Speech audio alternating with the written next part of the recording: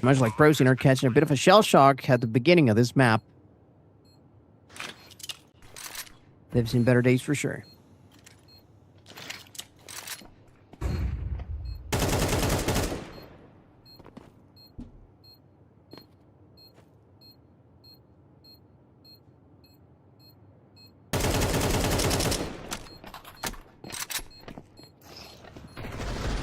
Gonna use this as a second hydration pause just because we know. I mean, there are little chances that Procyon are getting much. Oh, no way. Delayed? Delayed? Yo. It's like that. Nah, they don't commit. They don't commit. They're just trying to go for the exit there on the hunt, but the molly should cover for them. The bomb will do the trick. I thought for a second, okay, are we going for it? Is this really going to happen, or is Procyon really that crazy? The answer was not what I expected to be, honestly. But hey, it is what it is. Now, like I like to say, the taxes have been paid. You know, the IRS, in this case, GUARA, get their money's worth. And the Procyon, commendable taxpayers they are. They're going to be finding a way back to their preferred weapons. The M4s are out. Only one A1S. Interesting, in the hands of Next.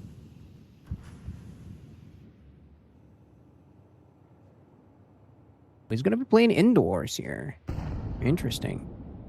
Squeaky, of course, covered. Next, just waiting for the call out. Here it is. Smoke's going to be popped up. We're going to need to allocate some of those resources inwards if we are Procyon. Lencia and Next are out of the picture. Have decided to swing from mini, but not in time. AGL now with the rotation habilitated. One bullet could make all the difference right here, but Longo strikes first, and they haven't played Remax up. Also gonna get cleaned up. And it goes from bad to worse. AGL now has to fight to survive. He is unfortunately... Oh, yo, that was a sick snipe. The flick. Looking clean against Paqueta. Even the rest of the survival is not gonna be particularly easy. Oh, letting them know. AGL now. Gotta miss the second chance. Longo kind of give him a notice, you know? Send him a memo.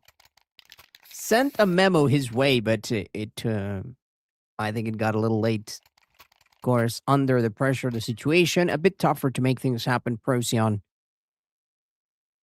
they've seen better days.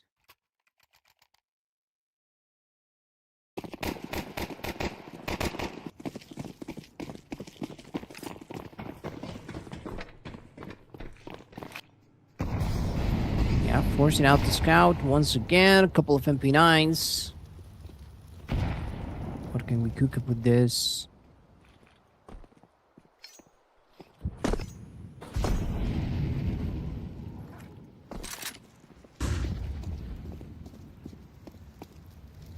They're using whatever little util they have to try and slow down this outside approach, which, I mean, they're banking on the close quarters, down and low, which I respect. That is exactly what you want to do as a CT in this position. I mean, even with the scout in the hands of AGL, first point of contact. It's right here, and now Nesk. Like I told you, this man is a multi-kill machine.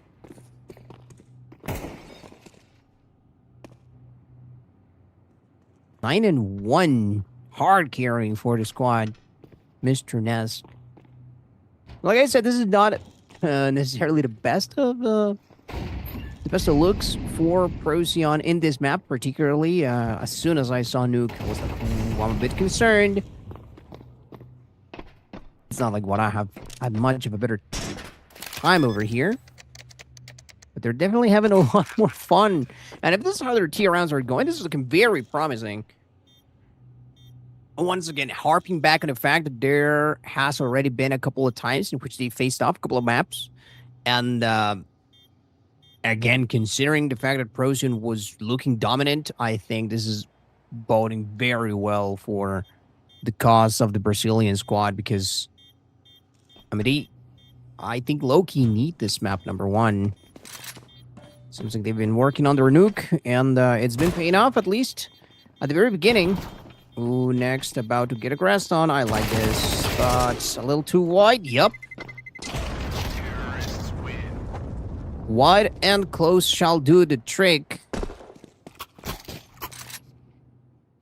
Get their money's worth here. Procyon getting rid of a bit of a headache, forcing the hand of GUARA because of how that one went. Next with a bit of a hero play, to be honest. Just, I mean, FNB Jesus, of course, has a ton of cash in his pockets. Tenu, much of the same. Longo, I mean, they're brimming, you know?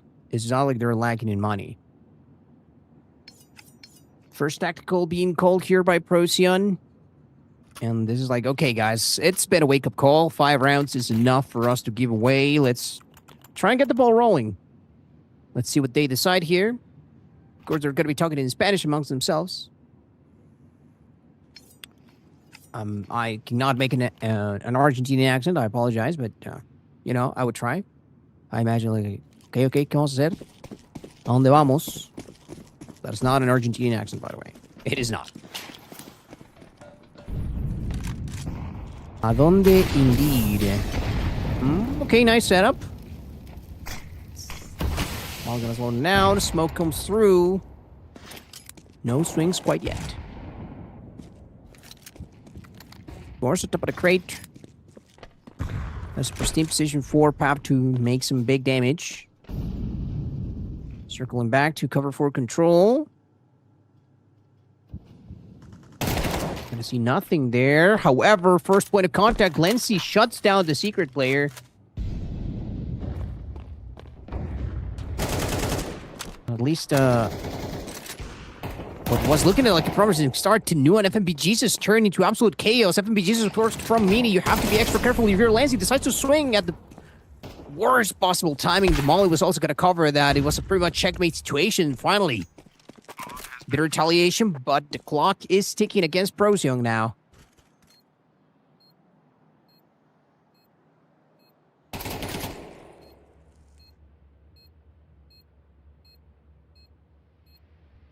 They're going to hold hands here to try and make this approach happen. A player by the silo, and we have Paqueta moving around towards Squeaky. We catch him on the move. The timing is perfect there to make it across. You're running out of time, and there is not a kit inside. Unfortunately, I don't think that round was a possibility anymore after all, even if somehow Maxov managed to get both kills. So GUARA proving their money's worth here excellently. Streaking up 6 in a row against their Argentinian counterparts and making it look easy.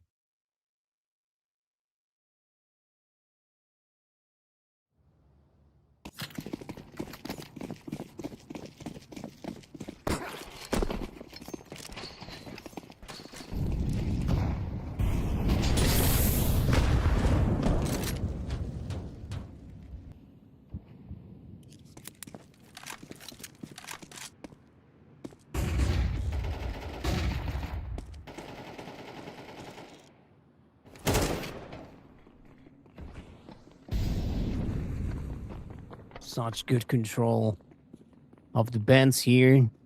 The aggressive plays by Procyon being punished. And again, the firepower is not there.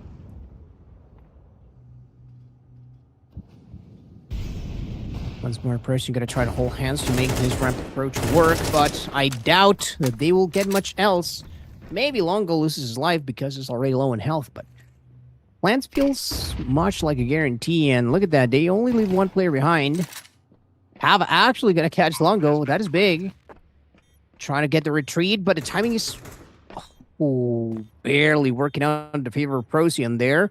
FNB Jesus is going to be fiending for this kill. Doesn't want to give away the AK-47, which is exactly what Procyon were playing for at this point. Next, going to be showing some coverage. Keeping that AWP and that AK-47 alive. Good trick. However, look at that. The pinch play was already in motion.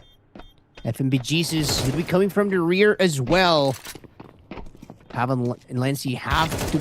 Pav and Nex are going to have to fight their way out of this. And you prioritize AWP, yeah. Ooh, yo.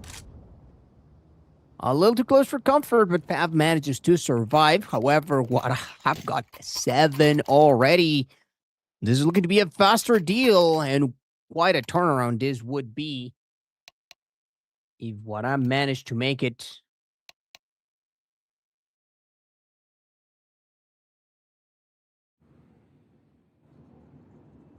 Looking like a completely different squad, and maybe that's because in some ways they are.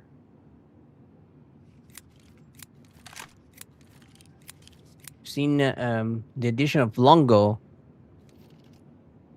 maybe being the change that what I needed to defeat the Raccoon squad.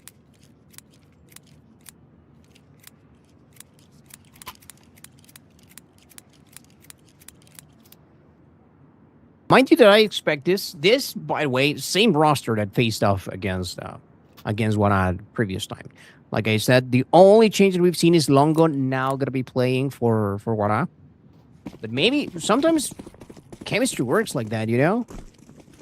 And it's not like Longo has been like a hassle for the team. 5-4 at the moment. Even Paqueta, who has been having a bit of a slower performance. A quaint 1-3, but still showing support to the squad. And I know when this man pops off, I mean, he's showing up. Right now, Nesk, of course, looking untouchable. Looking completely final. The fade round go by, and we don't see an answer from Procyon. You start to get more than just worried. I mean, I was worried since they got 5.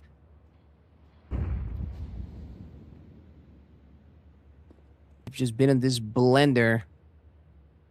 They've been put in the washing machine and they've been cycled over and over. Procyon struggling to make it out of this vortex.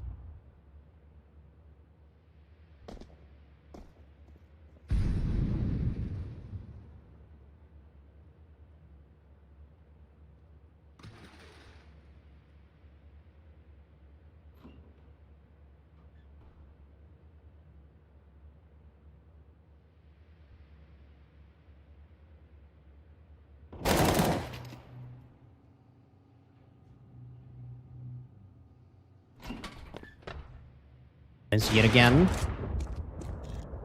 Oh, now it's followed immediately back, and there comes a second challenger. AGL finally showing us what this AWP can make happen. Oh, okay. I see you. Tracing the movement. Counter-terrorists win. 5v1. The last one barely comes through. Not as much of a hit as you might have liked. About as good of a round for an answer. Procyon are going to need to get quite a few of these, by the way. And they did it with perfect timing, too, because Guara, I mean, not exactly in the best of spots economically. Ironically enough, even in spite of how much of a lead they have.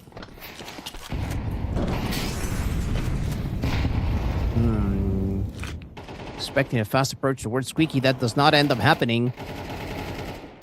Instead, because of the AKs, they're going to be choosing to play it a bit more passively. Paqueta. First blood for Guara, however. Oh, Longo, let's rip a couple of bullets that are going to give his position away. FMBGs, however, makes things mixy. Now getting hands on the AWP. With AGL out of the question, the open portion of the map is going to be way, way more difficult for Procyon to actually navigate. You have one player towards B only. The other couple looking for FMBGs, who's just making his darnest to be an absolute headache, an absolute torn to the side of Procyon. Decides to go for rapid fire in just the meantime. They get this round after all. They should be able to still afford everything they want. I like this from Longo. Refiring. He's next. Flash ineffective. On the retake, looking unlikely. What started so well for Procyon, I mean, FNB Jesus, those 2 kills made such a huge impact on the round. It was so big. I mean, that garage play definitely, if GUARA end up winning this map, which it's looking likely, then definitely it's going to be one of the main highlights of it. I mean, even if it doesn't look quite as flashy, you know, it's just the importance of the round. GUARA managed to survive. They get the numbers. They get their weaponry, so they're able to afford everything they want for the next round. Most importantly, they deny Procyon of the opportunity to strung a couple of rounds together. And now, those little savings that Procyon had are going to be spent yet again, and they could end up once more in the blender, and at the tail end of the game. This is looking a bit concerning, more so now than even just a couple of rounds ago. I mean, Procyon kind of coming out a little flat from the start.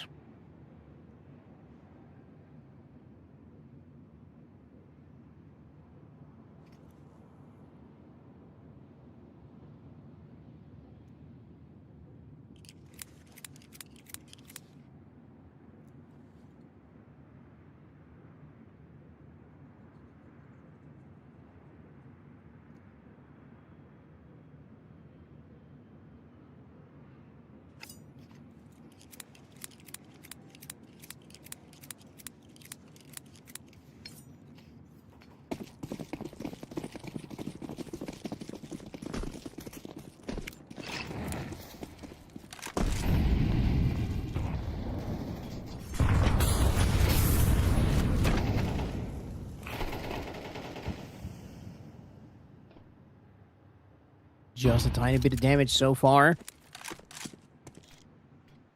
Judging by the position, AGL going to have to be extremely careful about this outside approach, which it's imminent. The HE to try to counter the smoke for just a second, but doesn't manage to catch a glimpse. I don't think he got enough info. Pav, however, gonna take an educated bet to conceal himself for just a second. Maybe request some backup, but look at this. Paqueta gonna be the first one to come to contact. He definitely saw him. Pav cleaning up the aim. However, he is gonna get dealt with. FNB Jesus again. The outside and garage are his territory, and he's not willing to let go. Finally covering for Mini, doubling down on it. AGL gonna make sure that Lance's sacrifice does not go for naught, but the AG, oh, that is gonna be so much damage. Nesca definitely has a chance at this 1v2. Oh, especially because now he must have heard drop. AGL's taking quite a bit of damage from that. Maxoff gonna stay put. You still have time to try and fake for it, but oh, Nesk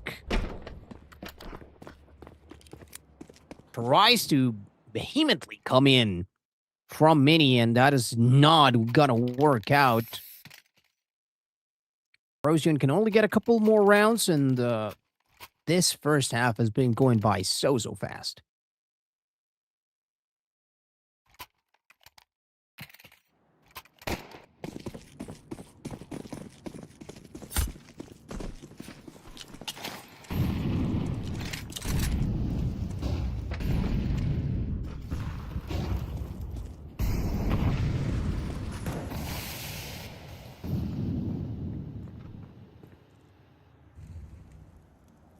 Banking it all on the outside yet again. I mean, 3 AKs should be more than enough. Even the Tech 9s can be very effective if anybody decides to get particularly aggressive. Here comes the HE as well, but perfect timing onto the stun. We flashed out Pav with little left else to do other than give the call out to the rest of the squad. Another trying to circle and to zero in, sorry, on this B approach. AGL gonna take massive damage. The molly was so clean. The shots are not so much from the AWP here. And this means that GUARA decisively make a way through. I mean, yeah, a bit of luck, a bit of timing onto it, but ooh, bro, this was such a fast approach. The execution, once it wasn't a move, I mean, it, bang, bang, it was like that. have to watch for. Oh no, wait, New comes out with the kill there? Yo, and almost I thought I could have guaranteed it. He was getting 2. Oh, this is going from bad to worse. Oh, yo. I mean, the sole saving grace that Procyon had at this point in this match is the fact that even, again, Inferno, not their strongest map, but they have a fair bit more experience over there than what I do, and what I have yet to get even a single W on every single time that they played Inferno. So, and last time I think they got a bit handled, if I'm being honest. So, are you just chucking it up to, you know, starting the day cold? Or maybe you just don't really, you know, you woke up on the wrong side of the bed sometimes. It is like that. First map definitely not going up to plan. Far from over, but not extremely far to still feel comfy if you're Procyon.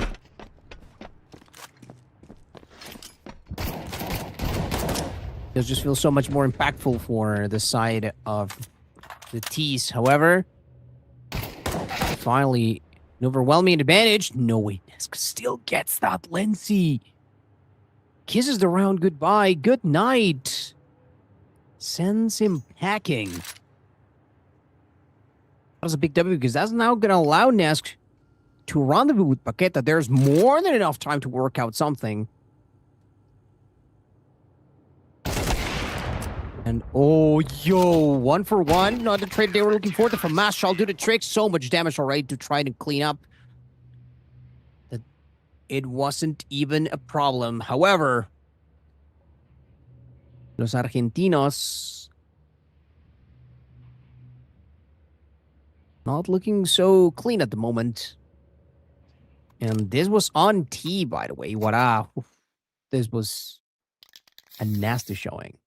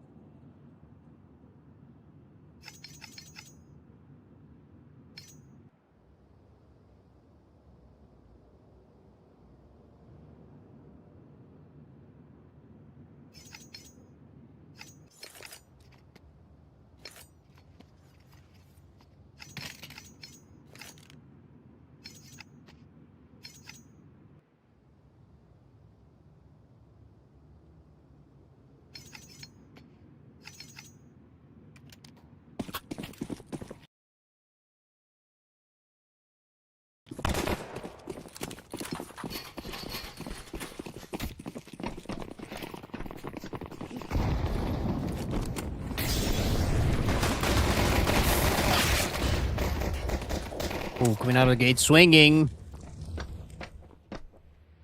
Next does find the retaliation.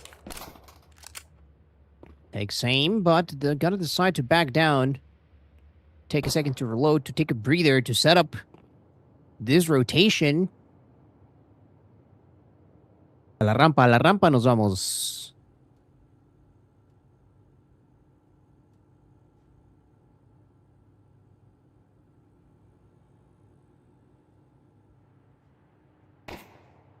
All the way through control now. FNB Jesus is going to back down. Those dualies, which, I mean, if he was boosted up, I think it would have been a much more effective approach for him. But hey, it's hindsight, of course.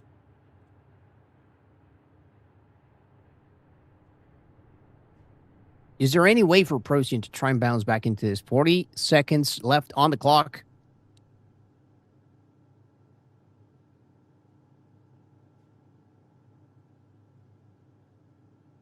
And ooh, the routing, but it's been called out. They've already been seen. Paqueta wins his 1. That is big. Big for the CTs. This time's gonna be popped. You have way too many angles to worry about. The player is out, and you have to commit to the plant at this point. Yep, gonna look for a bit of coverage. However, Longo starts his rotation as soon as he sees things, and FNB Jesus as well. He was very disjointed from the play at the beginning, but as soon as they see the movement coming in from Turnpike, I mean, they just they are able to perfectly predict the approach. I mean, not like there were many more options. You could maybe try to make it down in the vents, but even though there was enough time, it was a bit mixy over there, so it's not like it was an easy call to make for Procyon. Double digits for GUARA in 13 rounds. Ooh. This is looking like a 2-0 type ordeal if the momentum continues in the favor of the Brazilians, but like I said, let's not forget, they have yet to get a W on Inferno. Mind you, it could be today.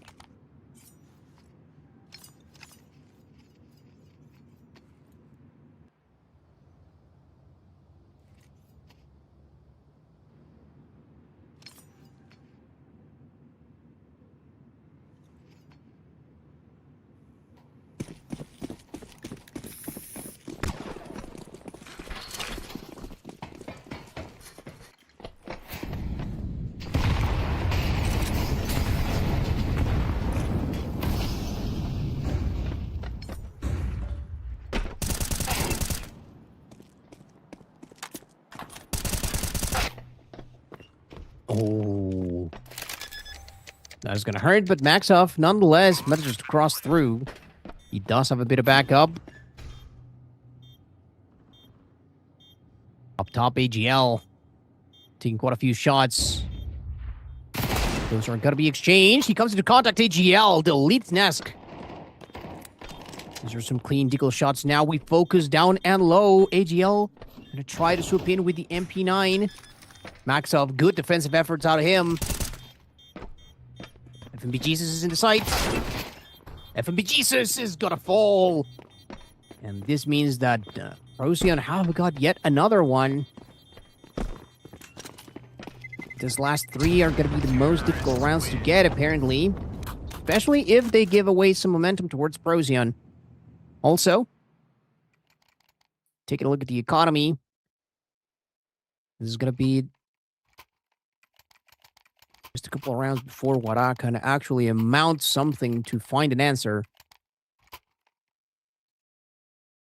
Procyon with a heavy chance to cut away at this large lead of GUARA.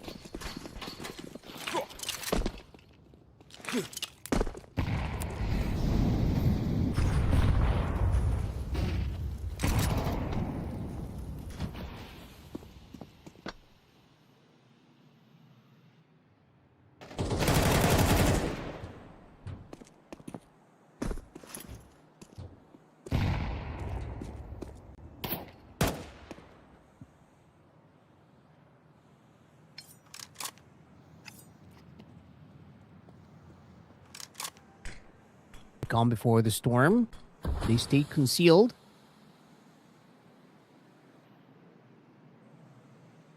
This is just going to be trying to hold down the fort from red. They are expecting an approach. Wasting quite a bit of time in that. Oh, the CTs are going to be on the move and they're holding hands. They're looking to clean up the ramp site first. Trying to get ahead of the curve. In case Procyon do cross towards secret. Which, judging by how they're lining up, yep, they're getting ready to do. Nobody going to be watching over them. So Maxoff takes it upon himself to cut off anybody that could have been towards the outside. Or from me, maybe.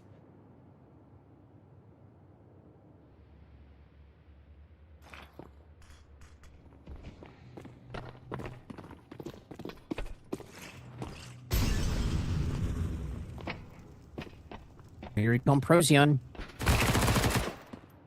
Without much of a hitch. That is 2. Make that a 3. Make it a 4 key. No, never mind. Next. Just short of it. And yep, you grab that M4. And you pow out, bro.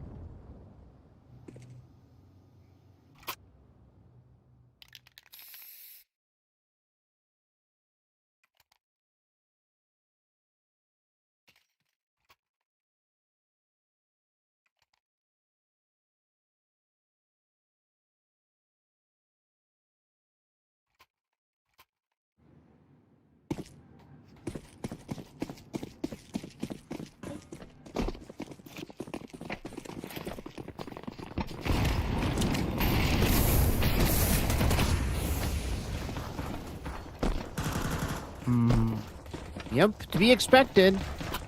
Now you have to worry about the Heaven player. The M4 is out of the picture.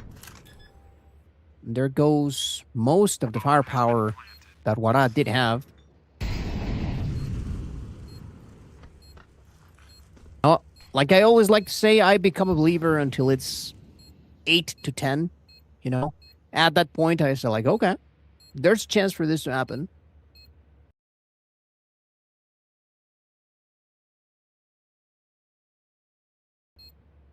And I like that Procyon are just not giving up. There's the last couple of rounds have been very definitive. Their calls on the aggression have been particularly good. And I think if that's the case, Inferno is bound to go excellent for them.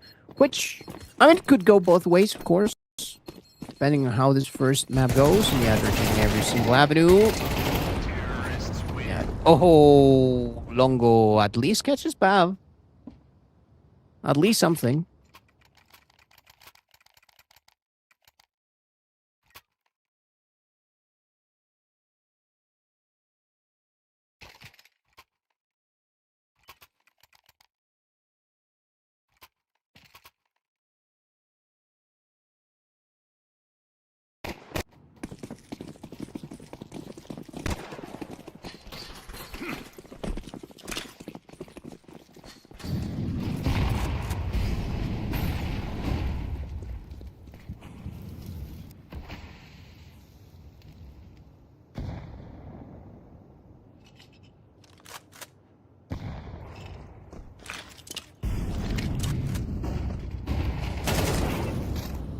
Ready for the approach, Maxoff. Gonna watch Pav right die in front of his eyes. Paqueta takes a challenge. The M4 to the right, gun for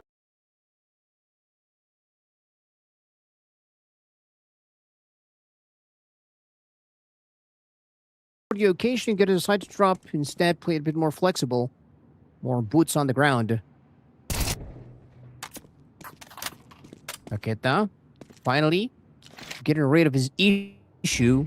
Maxoff was posing to be a great threat. I mean, having a player so far wide would have been beautiful for Procyon, because if you're what I just have to be worrying about that pinch every single second that passes. And talking about that, the clock running its course. 45 seconds.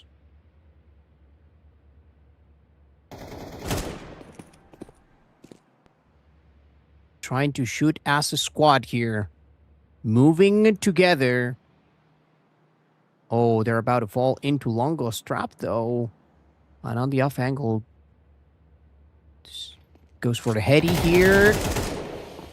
Oh, tons of damage, but that is all it amounts to. And again, the team shot is clean. Now you have to worry about the Heaven player. 40 seconds left. This is more than enough, but Paqueta has to go for it, and AGL knows exactly where to take aim towards. The shortest avenue of approach was Heaven. And they make the play call.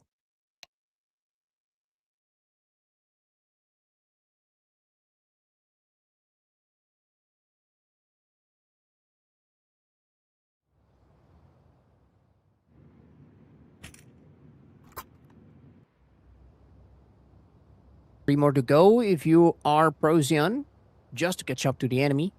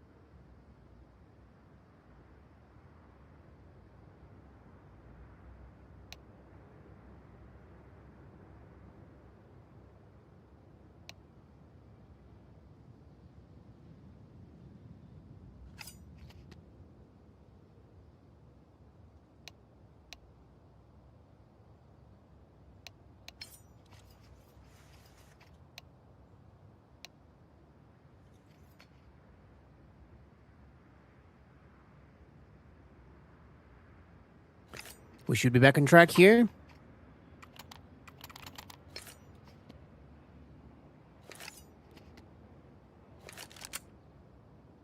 Call it another hydration pause.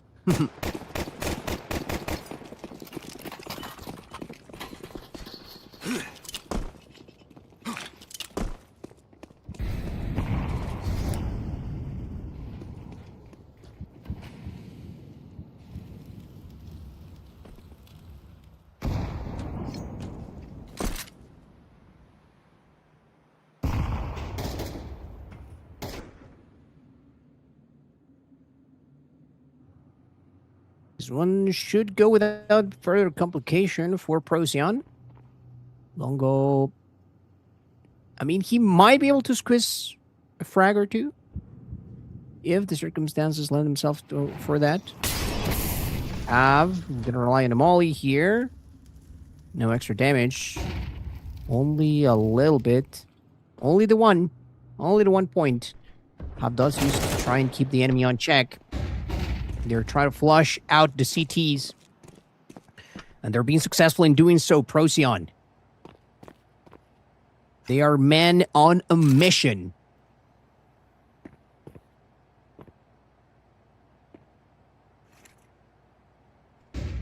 Like I said, at a 10 to 8, I'm starting to become a believer. FNB Jesus. Gonna get his hands on a sweet AK-47. This may be all that you need. Oh, never mind. Pav says, not today, buddy. Last few seconds gonna be spent in going for this plant. And maybe try to chase Longo away. I mean, every single avenue of approach is covered, so. It was not meant to be. Procyon get about as much juice as they can from that round. The bomb goes down to get the cleanups. Maybe only if they had whipped out a pistol or something to finish off the round. That might have been some extra dough for them, but instead, right now, GUARA being put on notice. It was such a great start on T, but now Procyon are completely dictating the pace of how this goes. Oh, forcing them out with the molly. Longo has to go low. Nobody there from Procyon to punish him quite yet, but I love this angle.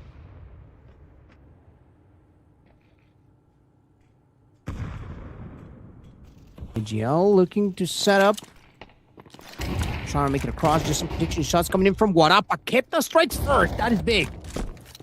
Finally, a sign of life, and Paqueta is all the way back now. Made it very wide. Still a little bit of presence towards control. And Paqueta gets ready to go for another round. Tons of damage. FNB Jesus, who has not been skipped a beat in spite of how this early rounds have gone. To new, playing ring around the rosy for a second. Maxif is going to come on top of that. AGL. But there's no way he reads that, however. Just a second of distraction, and that crucial miss. I mean, here GUARA just perfectly timed their push and put a stop to the onslaught that was closing the gap between them and their enemy. Procyon are left in the ground wondering what might have been.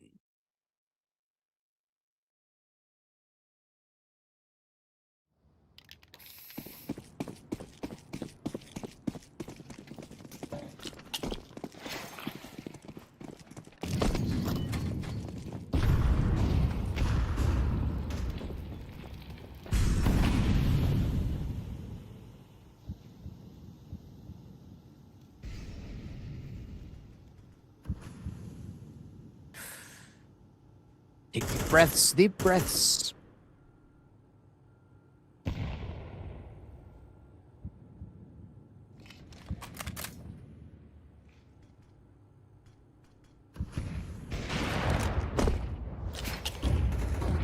Take 5 Paqueta. Like I said, this man, it's quaint plays, but important ones nonetheless. They may look unassuming, FMB Jesus comes out on top of that. The AK-47 a little too strong. That is a problem with letting go of a couple of your weapons. If you're a T, you're now facing the absolute beast that is FMB Jesus with AK-47. I mean, we saw exactly what they were capable of on the T rounds. Not enough to dissuade an invasion. You're going to get aggressive. Everything hanging on the balance here for next.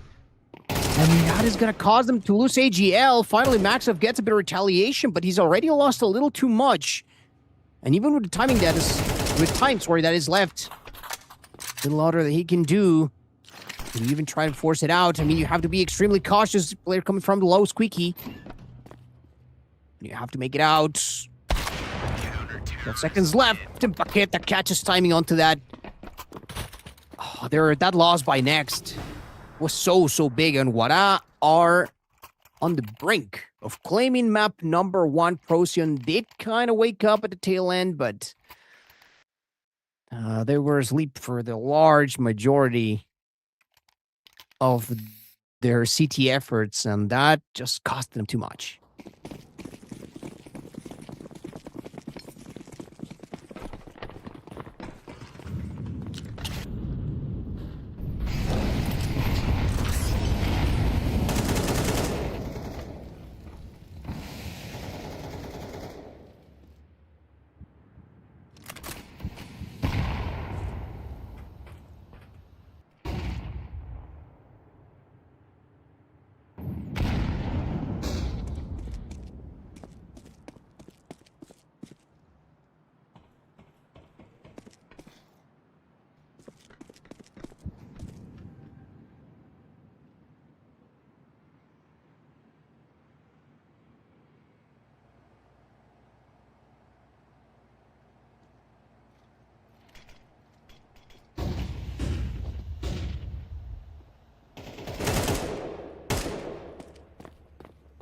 This is boding well for GUARA. Maxov, who has been performing the poorest out of anybody in Procyon, unfortunately. Okay, the retaliation of MBG is a little too comfortable about himself. However, Longo picking up the slack. Beautiful molly to deny them. Procyon are gonna go for the plant because of that. Perfectly found. I mean, the resources are well allocated. Now it's time for a retake. GUARA certain to go for it and try to call game Lindsay, however, causing all sorts of havoc. And with this, little else left to do for GUARA.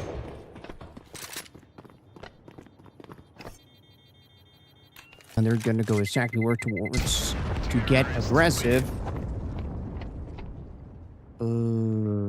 Olka. Both end up losing their life there. Bit unfortunate for Procyon. Still managed to take the round, though.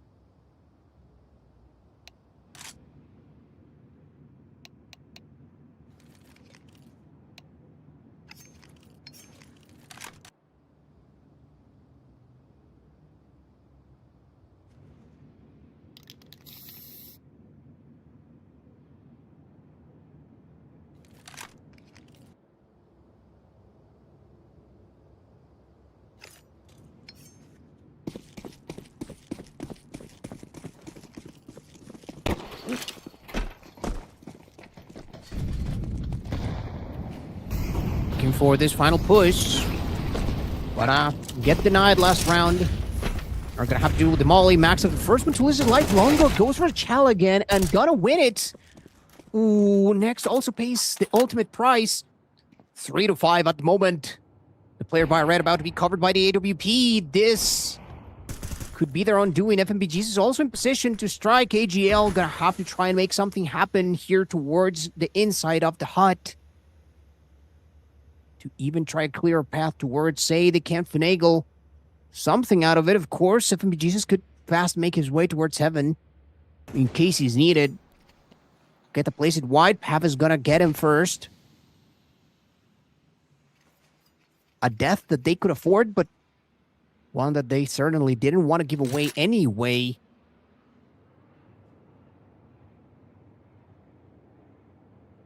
AGL and Pav now holding hands for a second. Lancier right there with them. This is a strat that has worked out for them. However, this, if they get caught on the move, could give plenty more information to GUARA. And with the time that is left, GUARA are not going to be moving from their spot. They rather play for a retake at this point. They just have to stay put. This does allow this last 20 seconds to go for some progress for Procyon. Are they going to get hurt from this? Player by the lower catwalk is gonna end up losing his life. The rafters are covered in blood now. They have to watch towards the double doors. Big win there by Pav. Not the only one watching towards that, and this leaves a 2v3. And seems like GUARA's passiveness is gonna end up biting them in the butt. It's a bit of a disjointed attempt at trying to deny this plan from coming to fruition, which, mind you, had they won a single duel, it would have been a very different story. But instead, Procyon continued to deny GUARA, and they are playing for a chance at going OT.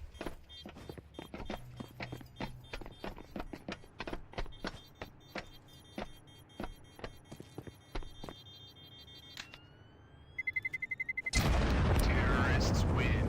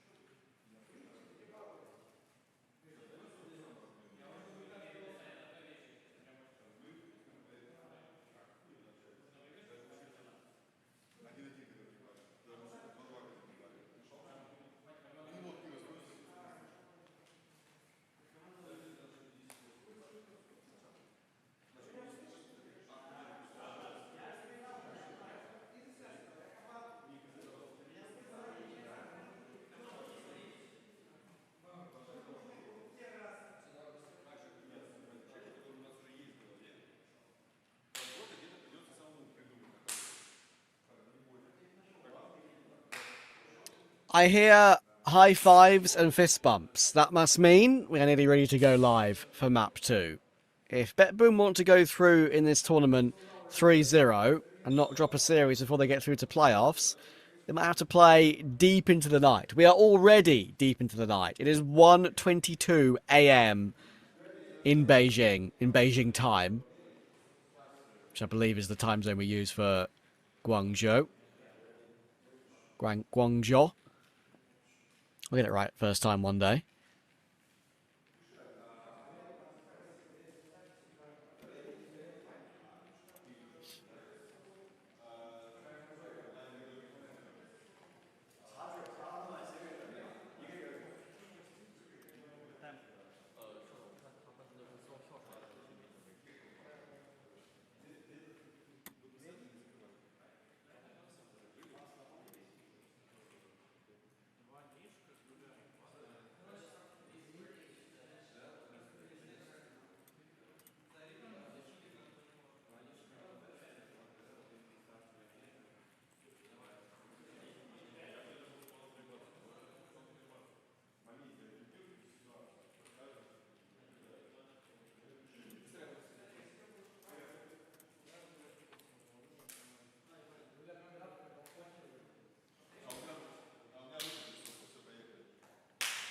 There's some gummy bears in there for the Nemesis coach?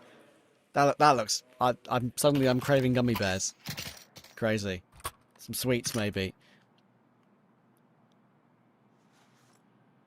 I'm jealous. We're live for Dust 2. Is this going to be the final map of the day? In a marathon day of competition. Nemesis versus BetBoom. Nemesis take map 1 of Mirage. Their pick. Now we're on to BetBoom's pick of Dust 2. Nemesis win this map. They are through to playoffs flawlessly. That'll be the best result in their organisation's history, I would say. In this team's history, that's for sure. Even when they were Gun 5. 4, anyway. Result will find 1. Sedame finds Siren. And then there's answering back in the meantime in the middle of those 2 kills. But Selta's found his 1. And that's pretty good. Oh, but that's even better from Zorta. It could have been more. It really could have been more. There's a clutch on the elbow position. Selta is whiffing. But the last bullet in the USP connects. And look at the reaction from the Nemesis boys. It might be late in the night over in their time zone in China. But they're used to grinding out the Face-It pugs into the early hours. They're ready and up for this one.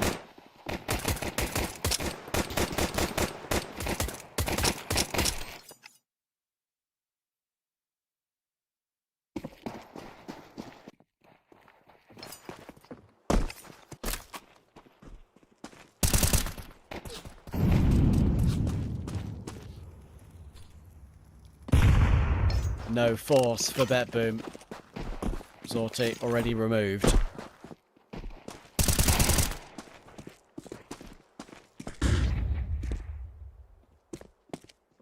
Some context for Dust 2 between these two teams. It may be a BetBoom stronghold, especially at the Cologne Major. But Nemesis play it too. Albeit at a lower level, obviously. BetBoom have played it 13 times, won it 9 times. Again, a pretty low pistol round win rate. That's one of the things that's been very evident by watching BetBoom and looking at their numbers when they've been playing recently. Their pistol rounds are very low. They've won 9... Nice. They've won 9 out of 26 pistol rounds on Dust 2. And again, they've lost 1 here. Okay, the way he's eating out of that packet, that doesn't look like a gummy bear anymore. That is definitely a sandwich. That is a sandwich of some sort. Unlucky. But yeah, BetBoom, they beat Foot in Cologne. They played Fury and Mongols, lost to both. But before that, played Monty, MAT, Liquid, and Gaming Gladiators and beat them all. Not losing more than 10 rounds. Or more than 9, actually. And Atlanta, they great run at IM Atlanta. They beat Pain and Bait there as well. It's their map, man. If they find a way to lose this one, it would be a massive shock. The highest ranked team the Misses have played on Dust 2 is probably TDK or Focus.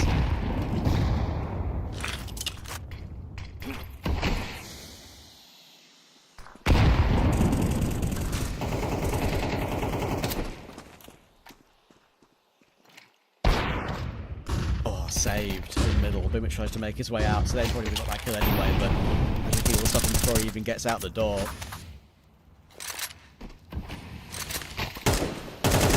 I have no reason to doubt this is the biggest win in Nemesis history. I mean, so 5 people. I'm just going to look into this for a second. Nemesis Liquipedia. Here we go. Let's look at their results recently. They've mostly played Tier 3, Tier 2 online Counter-Strike with a couple of local LANs here and there. Let's go offline. They played Stake Ranked Episode 1. They came 7th to 8th. They played a LAN in CIS.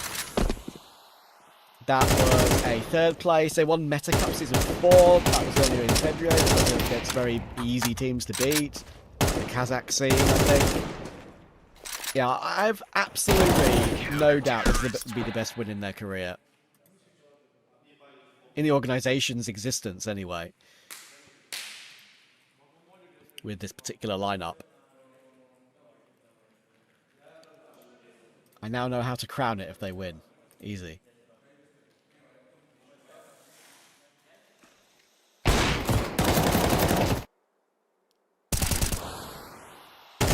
Exclamation mark caster. Me. Trav. TRAV. How are you?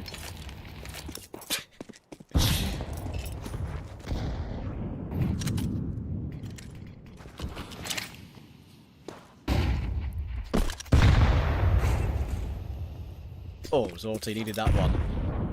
Magic Key will go down. It's unlikely this round's going to come to anything for BetBoom.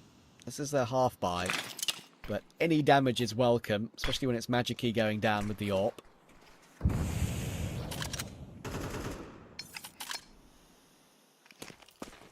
And if BetBoom lose this game, I will freely and readily admit I was very wrong. It's difficult for both teams waiting to play late into the night in China, but whatever the circumstances, I really thought BetBoom would win this game. Nemesis are good, but not on BetBoom's level yet. Celta's going to hold on for all 3. Big nade damage coming in to help out. Resolt's getting super hyped as well. He knows what could be on the line here. Tasty VRS points. At the moment, Nemesis are ranked 31st in the VRS. BetBoom are ranked 9th.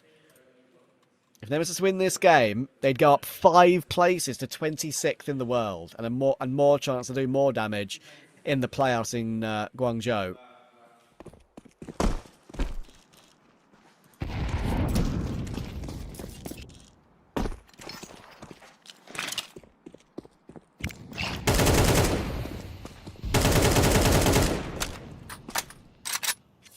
What did I eat? I haven't eaten yet. I didn't really have time to organise anything in between the maps, so I have decided to wait it out. It's only 30 minutes past my regular dinner time anyway.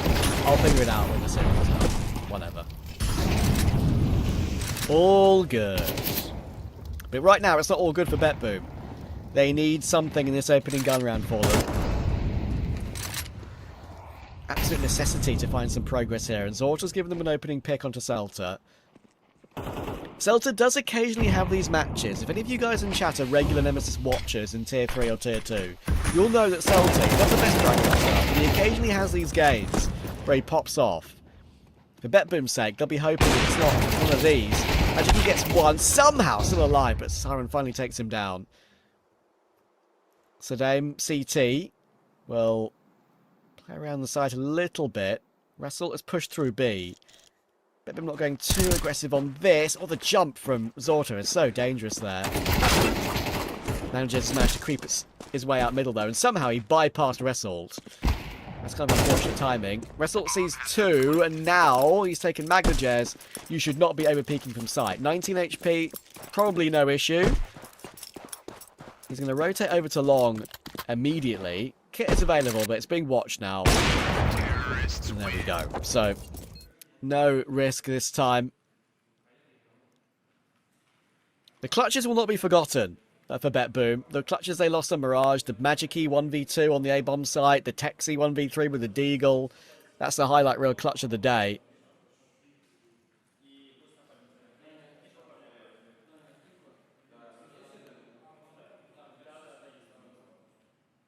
You had like 8 hours? Yeah, but that was before my dinner time, man.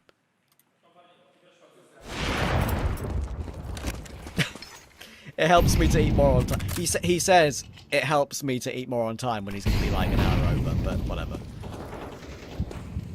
There's also, if you want caster lore live on broadcast, I'm also type 1, so it helps me to eat at regular times. It's not the end of the world if I don't. It's not like I'm going to die, but if there's anyone in chat who has type 1 diabetes and knows how tough it is, you'll know what I go through. If you don't have it, you won't know. Simple as that. That is a fact of the matter.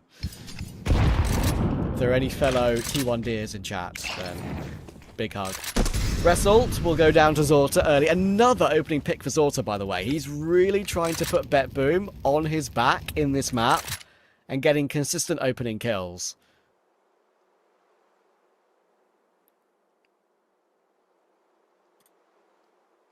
Set up towards short is great. Celtu and Texi are together with Magic Key here. And look how many players of Bet Boom are ready to peek. It's going to be an absolute massacre on short here. They get a bit of information, do Nemesis, but they don't choose to go off it straight away. You can tell Texi's desperate to move forward. Counterflash comes through, Magic Key don't hit nicely, but in comes Bet Boom, and in comes Big Boomich. Dillarders helps out as well. Quick re-swing on short to take the flank of Sedame, and suddenly, Bet Boom are back. They're in the game now.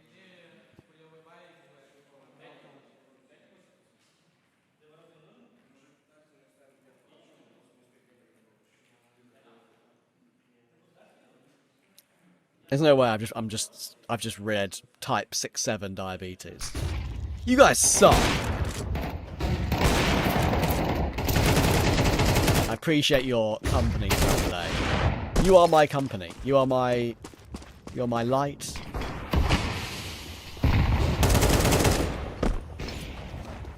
There's not going to be much light in this round, I'm afraid. This is a eco. An eco. Sounds like Jeremy Clarkson there for a second. This is an Fortify. At eco. And it'll be 1 with 5 players alive for BetBoo, which is really good for their money.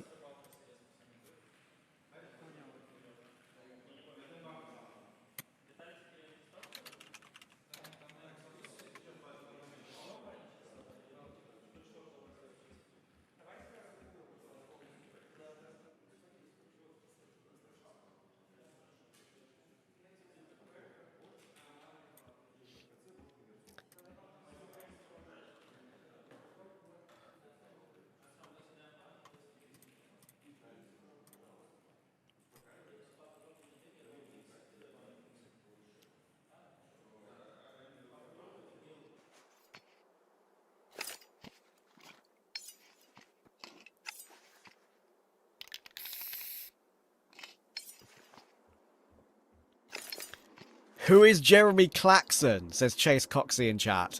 Now, Chase Coxey, I know you. I see you in my personal chat sometimes. Don't troll me. You have been warned.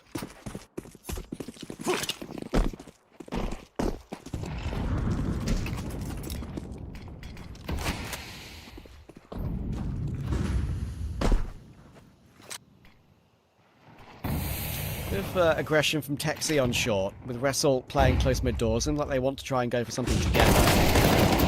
Comes a push down, and Magno will deal with it, even though it's half blind, but in comes Wrestle. Quick 2 kills. What a brawl in middle. That is a kerfuffle and a half. Zorta, again, finds an important kill for his team. 2v2. Zorta's the one with the bomb as well, so he's going to make his way back over toward long. He needs Dillarders as support.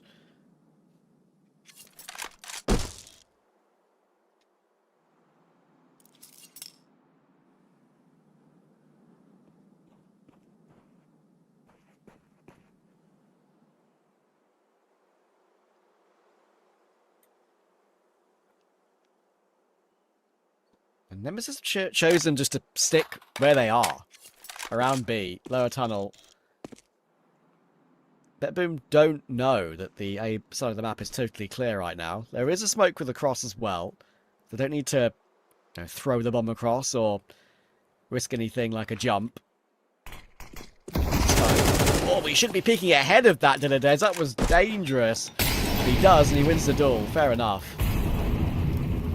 Maybe that was by design. That's not by design, though. Diego picks towards short, and Zorta's nowhere near the bomb site, by the way. He gave the bomb to Dillardez to plant it, and now it's dropped on site. Up duel, but Zorta's ready for Magic Key. Whoa. Another close one between these two, but Zorta is in some kind of form on Dust 2 here.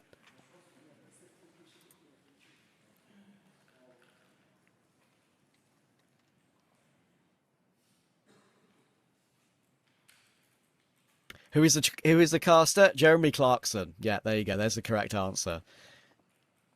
His love for Counter-Strike has finally been exposed to the masses, to the 8,901 people in chat. He's not just running a farm. He's not just a car expert. He knows counter as well.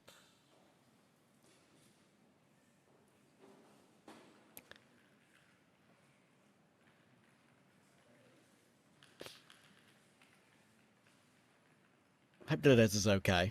I hope his PC is okay anyway. Straining himself to try and plug some stuff back in, by the looks of it. Is it Dillardez that had neck problems? I think I read a Reddit post before the major talking about BetBoom's success, and also during the major, talking about BetBoom's success and saying that Dillardez actually has some, like, pretty severe neck pain. It must be rough when you're leaning over a PC monitor for your job.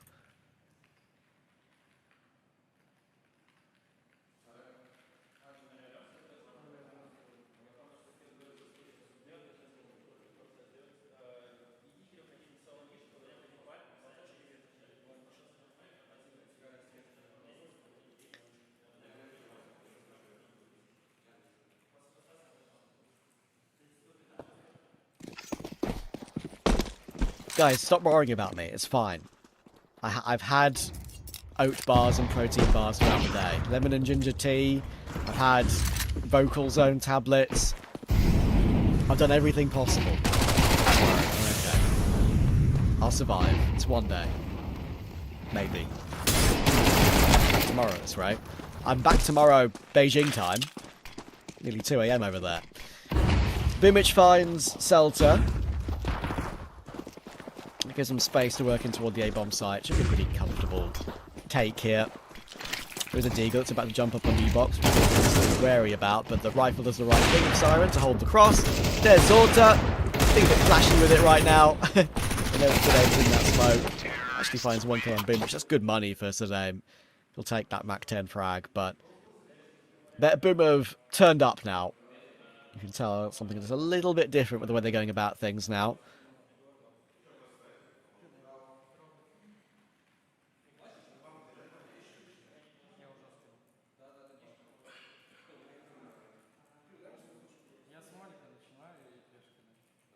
Mr. Caster, who is winning the World Cup? Probably France. I would love it to come home, but no one can deny that France will look the best out of all the teams at the event so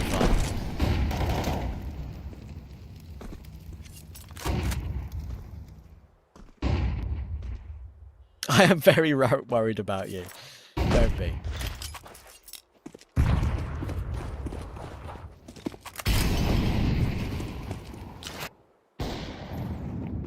Giving me frames will make it go away, I promise. I'm kidding. Wrestle will find Dillardez. Siren and Zorta will trade very quickly, and that's a leave almost like taken. And you know what? I might have to talk to chat again for a little while, because there's nothing really that complicated about that round. Proper B execute, they go 2 for 1. The only extra layer is Magnajez close middle to try and catch Nemesis on the save. But we know what the answer is going to be here. They are already running away.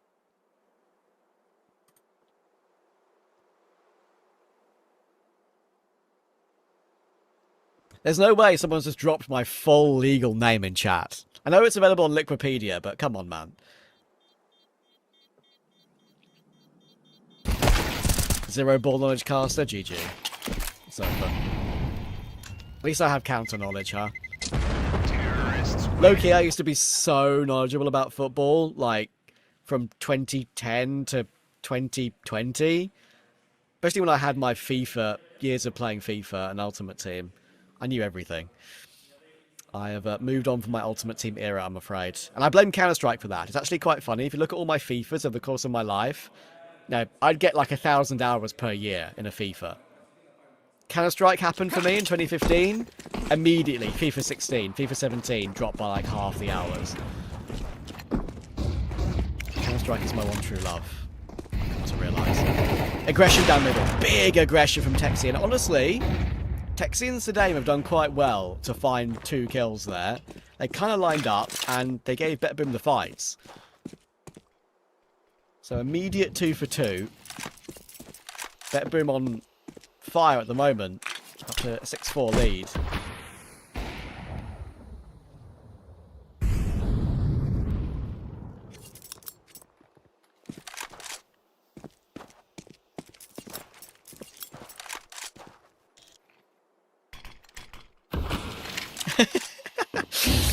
You guys are funny. Zorta's going to find Magic Key. And that should confirm things. Despite the great start to the round for Nemesis, the aggression actually working out for a couple of kills. Result needs a crazy clutch. Can he time Zorta? That's the only thing that will get him back into this round. He will miss a shot, Zorta, but unfortunately for Result, it takes quite a long time to get that kill. And there's nothing doing. Zorta's up to 15-5 in this map, by the way. This has to be one of the most important Zorta games I've seen in a long time. How many opening kills has he found? Where's the number? Give it to me right now. Zorta's found 4 multi-kills and 3 opening kills. Artfrost who?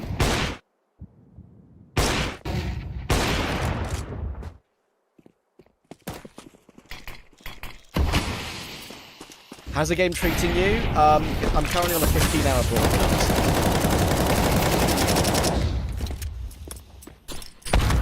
It's pronounced like Jackdaw, T-F-W-N-O-T. Or that face when not a girlfriend. Okay, that's your name. Why are you dropping my email address, man? Sure, if it gets TOs contacting me for work, then maybe I'll forgive you. Magna Jez will get his entry. And this one... no, it is. A couple of kills for Magno now. He needs a big clutch. Bomb could be retrieved. He's got a full belt of util as well as Magna Jez. He's got... Texi closing him down, though, and that's something that he wasn't expecting. Texi was low HP, pressing the issue there, and recovering the round. So, boom find... Let's have a look.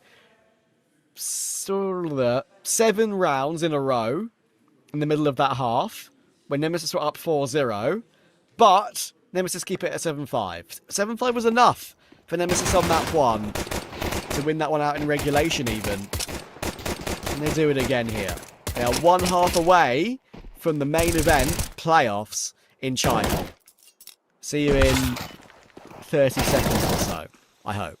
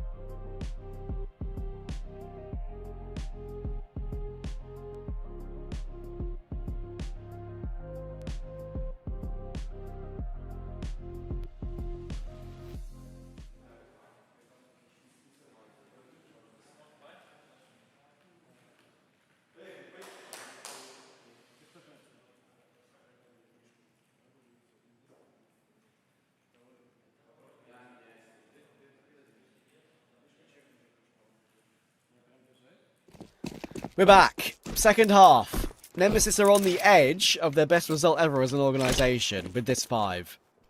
Probably ever, actually, in Counter-Strike. I'm just going to say that's an example, but... Zorta, 16-6. Fantastic first half for BetBoom, but it only nets them a 2-round lead. Nemesis are just not going away. God, my feed just froze and I was terrified for half a second. It's fine, we're back. Zorta's going to hold on from window. Goosh this time. No fight available for him, but they're baiting in Magnajez, and Zorta still clicks on even on low HP. Magno's there to help out. Today the Celta don't have much to say until then. Suddenly they get a couple of kills apiece, but guess who? It's Mr. Magnajez. He's too damn good.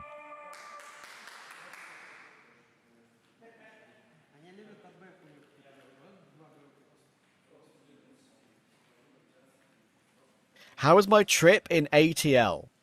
What do you mean Atlanta? I've never been to Atlanta. Are you making a joke that I'm not aware of? Maybe.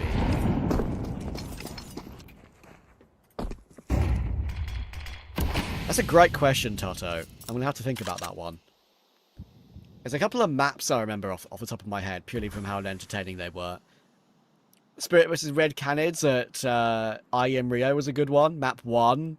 Red Canids beat them on map 1, and that was obviously a massive shock, and that was real fun to cover. There was a game at IEM Fall in like 2021, which was a huge upset as well. I think it was... never mind, it wasn't an upset, but Movistar Riders beat G2, a slightly struggling G2, and that was a great win. I think at IEM Rio IEM 4, sorry, that year in 2021, which was the major qualifier back that year. I think that was... I think I covered a Vitality vs Astralis game as well. To tell you the era there, I believe that was the Bubsky Astralis when he was still playing, so long time ago now. There's probably many more games I can think on top of my head, but my brain is fried so far today, so forgive me. Zorta gets another important 2k. He's up to 21 kills now. And another multi-kill to his list. What a ridiculous game from Zorta, man. He's looking for the ace. Today is almost wondering whether to give it to him. He wants Zorta to get it, maybe. Dooley's drawn for Magnajez. And that's that. All said and done. Quad kill for Zorti. Against the Force as well, by the way.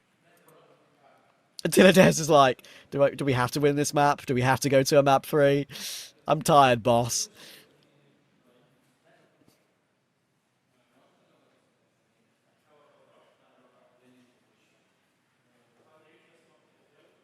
I don't know, Mickey. I might be doing tomorrow. I don't know. I haven't got information yet. It depends on people. Depends on many things. Many things I should not share on the broadcast.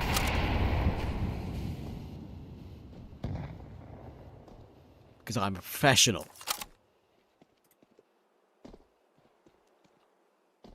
Am I older than Carrigan? No, I am. I'm 29. That's nearly Unk status. I think Unk status is when someone turns 30. I reckon. I'm right in the middle. I'm just pre-Unk. I turned 30 in September, so pretty soon. I still feel young, though, and that's all that matters. My throat doesn't feel young, I'll tell you that right now. But I feel young, overall.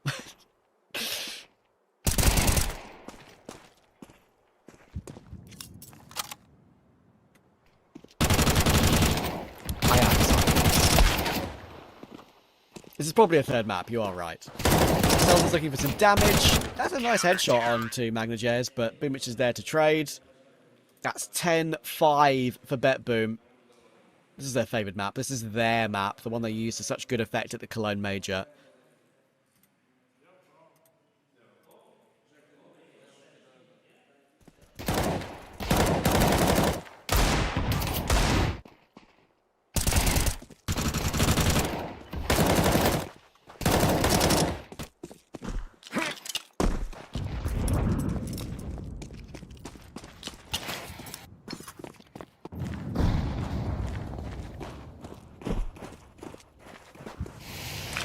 Why are you guys so dirty-minded, man? You know why I said that and for what reason. I shouldn't expect more kid chat, to be fair.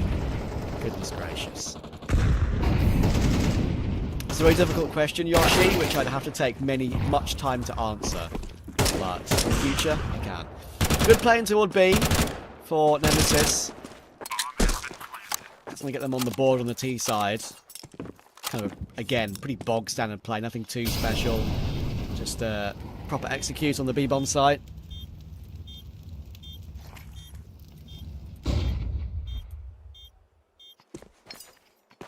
And that'll be a save for BB.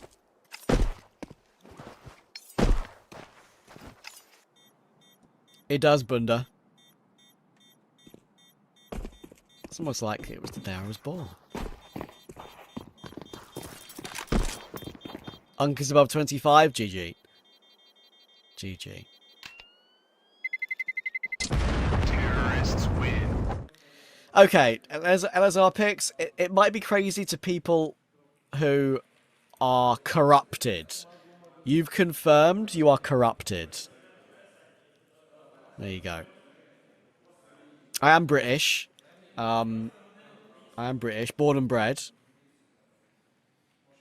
Lived in London my whole life. I probably sound a little bit Aussie because my voice, I'm just losing my voice. Also, you're probably used to listening to Mac throughout the entire 18 podcast today. I've heard you did a very good job, and you are Mac enjoyers, which makes me happy. We were meant to do the stream together. We were meant to be duoing together for this entire broadcast, but some things happened.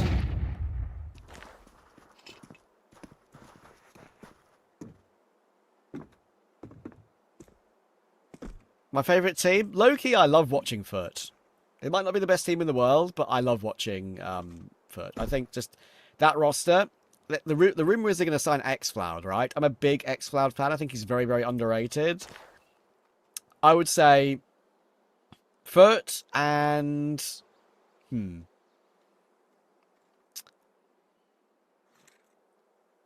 That's a tough one. I like watching Na'Vi, but they give me heart attacks too often.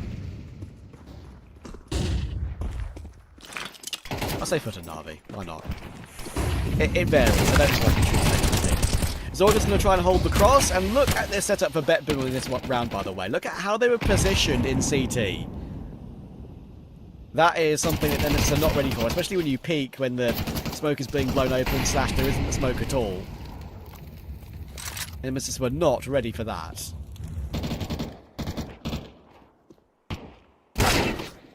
Great kill from Diladez.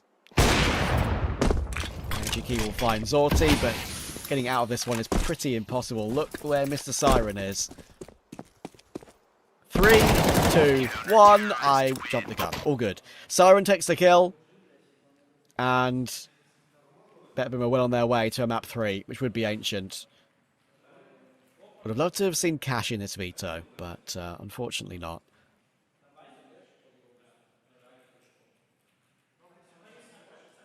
Do I eat beans? Actually, I eat green beans. I don't eat baked beans. I'm not a massive lover of baked beans, I can't lie. I need more lore. Drop a secret. I'll have to think about that one.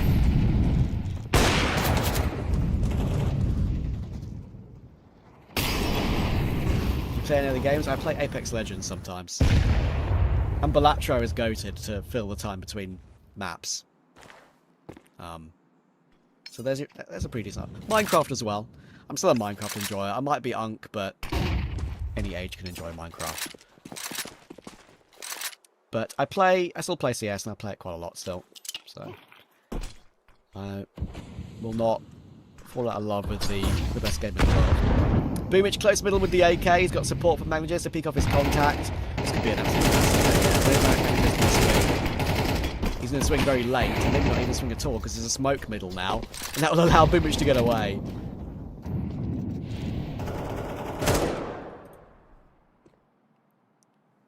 Five v 3. Boom about to hit 12.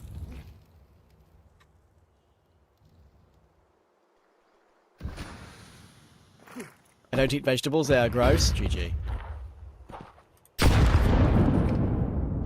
I disagree. True enjoyers of food know that broccoli and cauliflower are kind of goated, if you cook them right. Magnagez is going to find 2 more. It was a Magnagez show on map 1. It was pretty much Magnagez versus Texi. Texi won the battle in the end. Today, on Dust 2, it's the Zorty show. 26 and 10. I don't think I've seen a game as good as this for a very long time. I'm looking forward to seeing his rating at the end of the map. I've kind of covered a lot of Zorty's career.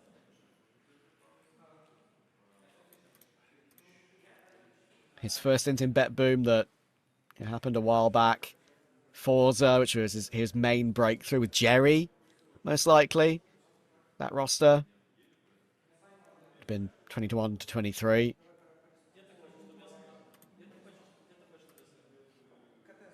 Let me see what his best game is in 2026. He's played 1,636 maps in his career. His best ever map is a 2.49 rating and a 13-0 against that No Mercy team on Ladder, throwing on purpose, I think, at a lands. I don't think this is going to beat a 2.49 with 10 deaths, but it might be top 10.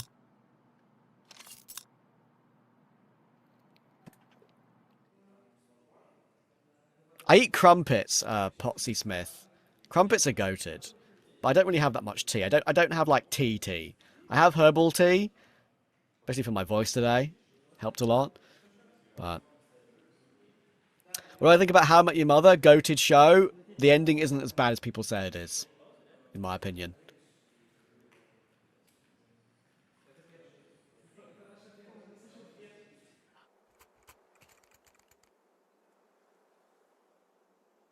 I understand the reason for the ending.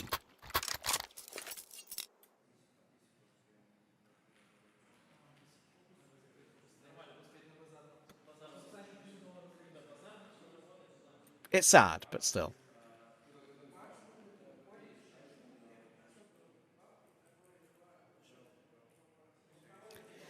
Prior to casting, who is my favourite player? Scream, Pasha, and Shocks, probably. I mean, Simple's still one of my favourite players from way back when. But I think the absolute correct answer to that is I was a fan, before casting, I was a fan of OGVP. I'll always remember being slightly broken-hearted at how they lost Atlanta, the Atlanta Major. And the first event I ever went to was ECS Season 1 in London, where Scream and Shocks just ran riot. They were insane on that event for G2.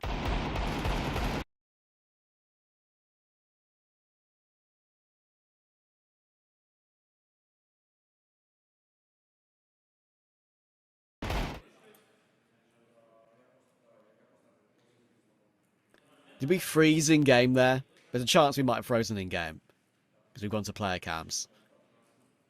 Hopefully we can get back in quickly.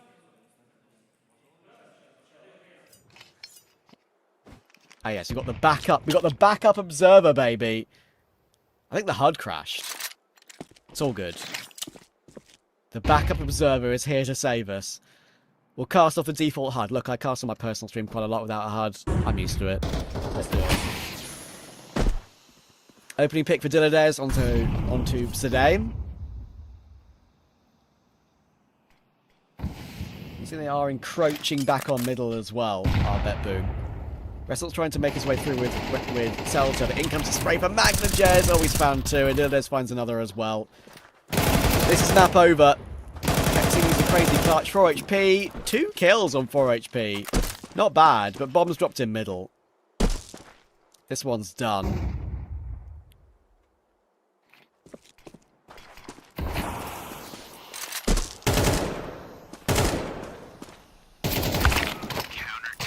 And there we go. As expected, this one is going to go the full distance. Let's have a look. Beijing current time. It is 2:02 in the morning in Guangzhou, I believe, because I think they use Beijing time. I'm not sure. I could be wrong. But either way, that means we're going to map 3. Betboom answered back brilliantly. It's going to be a 1-map shootout on Ancient to decide who goes through 3-0 in this Swiss stage. If Nemesis win, it'd be probably the best result of their career. If Betboom win, it's a totally expected sweep in the Swiss stage. I am going to rest my voice for a good 10 minutes, hopefully. And I'll give it my all for map 3, and I hope, you'll be there to join me.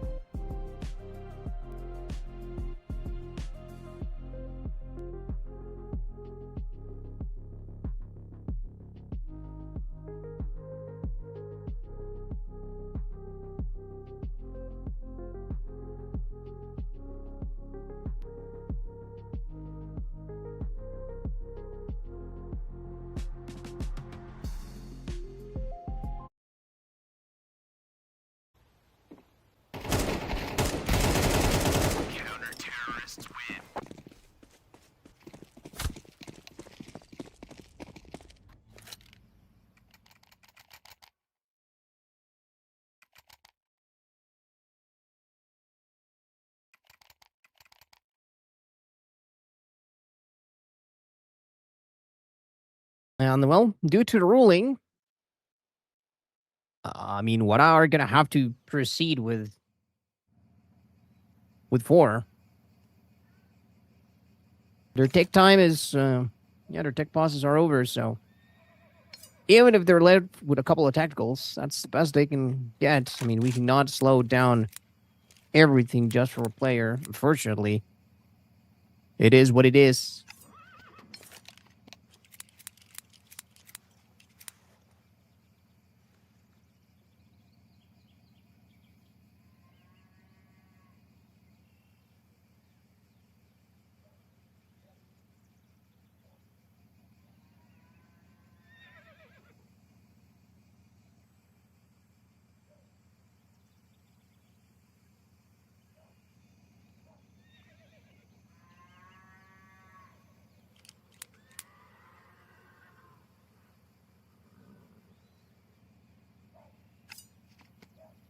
And now this third map, which is looking more and more likely by the second. Oh, it's gonna be perhaps a quicker deal. I don't know. We're gonna see what maybe try to play it regardless. Try to buy enough time for Tenu to make it back in. It's a toughie, man. They were putting such a great fight, and after getting that first map, they were on track, honestly, to go 2-0. Now Procyon getting a bit of a freebie. I mean, they'll take it to the bank. Don't get it twisted. This is elimination point. And if you're what you might as well go down fighting, right? It's just unfortunate how things happen. I mean, I've faced internet issues myself, and it's so frustrating. So frustrating.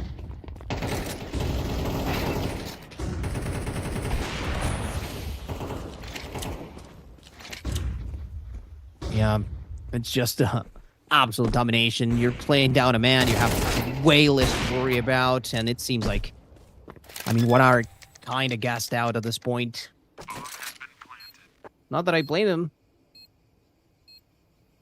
Even in spite of that, Paqueta's still keeping composure.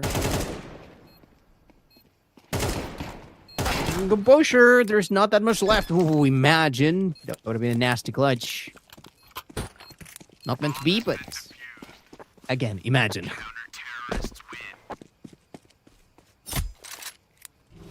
Procyon about to do it in what should be a fairly easier deal for them.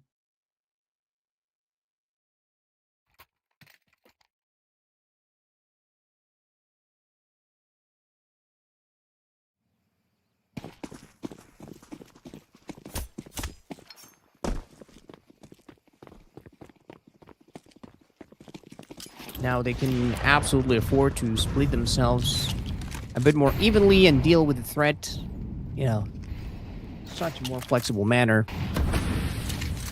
Of course, it is quite literally unfair. But, well, not unfair because, I mean, you are given enough time, right? Like, if you cannot fix the tech issues in the time that you were given, well, tough luck. That is what it is. The T's crossing towards mid. That is going to prompt AGL to back down from long. As far back as he can. Neska, the first victim of this onslaught. He's going to see a couple more. Tries to predict a shot with... After flash pop, sorry. AGL getting tagged up. Pressure being applied onto him. Every single trade being all the toughest on GUARA. He's trapped in an island here, so there's a good shot. This round may yet go in the favor of the Brazilian squad. Even in spite of how dire things were looking. Looks like we're gonna go the distance regardless. Or we should be. Imagine they make it happen with 4.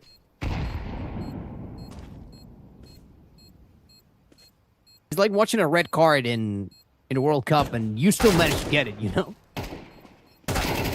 Oh, yo. Oh my goodness, that was a little too close. A little too close, but the dreams of OT are still alive for what I don't know if it would be a null effort, but it would be cool to see it regardless. Matter of fact, I want to see it now. I want to see it. Just for the hell of it, you know?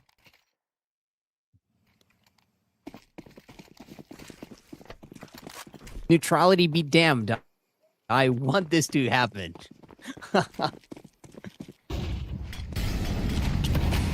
Already been a long series because of all the technical issues, but I guess we can afford to extending it a little bit longer. All right, Sheenan, I gotta be popped next. Is ready. AGL makes a call first. Gotta see the first point of contact. AGL takes care of that. Trading that doesn't necessarily benefit the cause of the T's. Down to our last two. The short angle being covered already. Through the barrels we go. The bullet flies, but no dice quite yet. But there it is. Procyon care not about the numbers. They care not about the situation. And why should they? They just got their map. 1-1 we go, ladies and gents. And that means we catch yet another break to give everybody a chance to, you know, regain a little bit after how that one went. A bit tragic, but to say the least, that is the way to crumble sometimes. We'll see you after this short break. Should be about 10 minutes or so. And then we'll be back to see who gets to live and who goes home.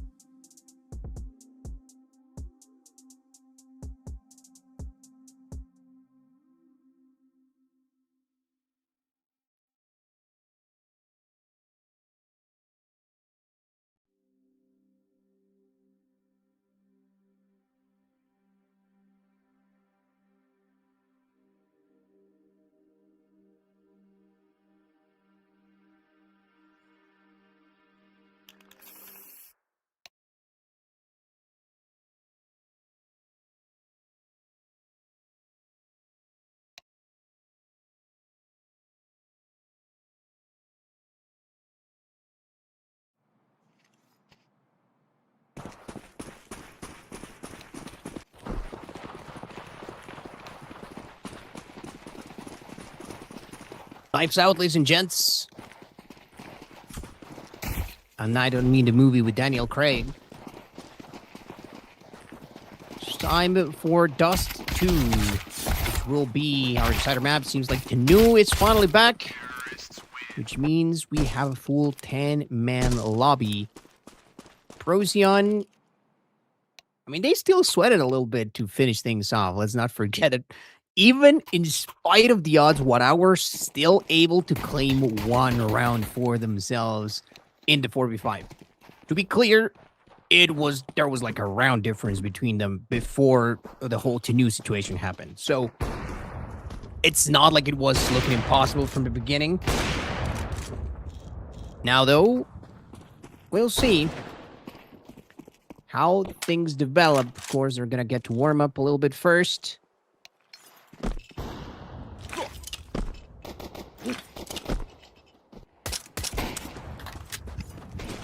And then we'll see what goes through. Elimination on the line again for both of these teams. Procyon, they definitely had a chance to claim the first map. And the second, regardless of the circumstances, it ended up being theirs. Strap up, ladies and gents. It's about to go down. Notably, Procyon are going to start on CT.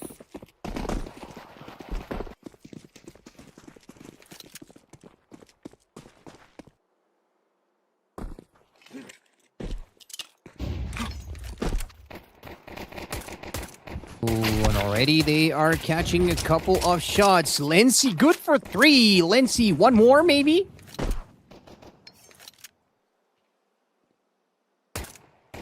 Oh, there's the opportunity. And the ace may be in store for Mr. Lancier right now. GUARA decided chow. Quite a few bullets right there. They seize them both.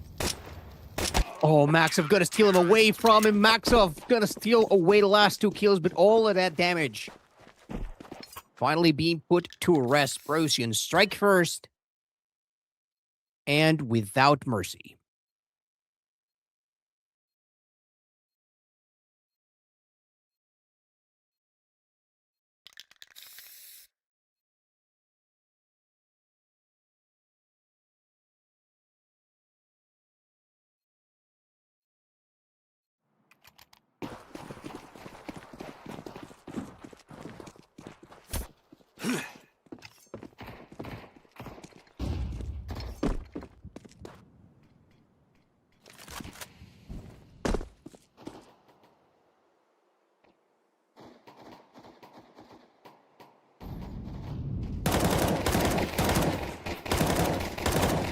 Ooh, peekaboo. Next.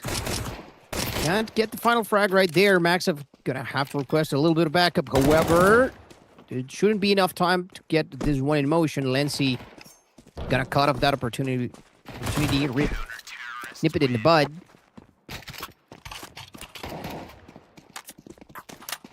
And even though the aggro plays almost paid off for that money plant on behalf of GUARA,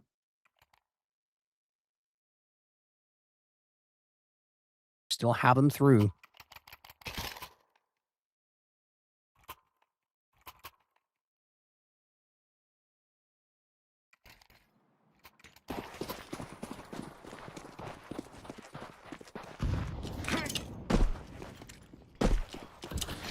Don't forget cashing your weekly. You know how it goes. Support people who support us. Show some love. Efforts like these that keep the esport alive. Through the tunnels, bravely GUARA go. They are about to be received by pieces of YouTube, perhaps. They're on the move. Canoe strikes first blood with a vengeance after that internet loss. But no losses to be had. Be completely overtaken. GUARA plant their flag in the ground, and the Procyon will not be fighting back.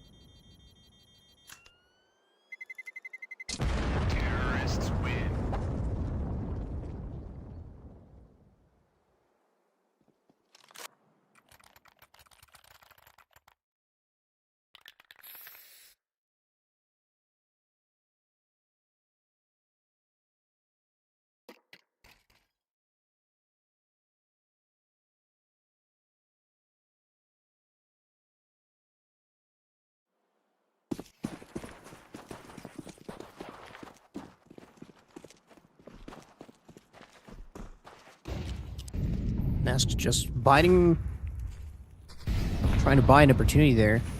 Finds nothing in Forge.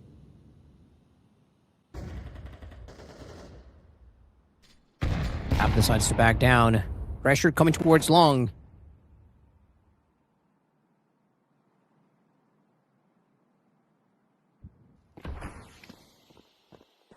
Longo gonna go for the setup here. Have ready to welcome the rest of the action. Gonna fire through, but it is no effort on both ends.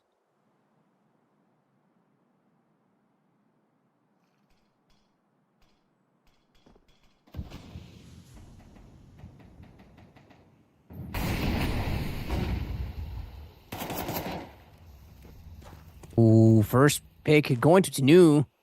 Tenu, who is clearing up the left side of the map.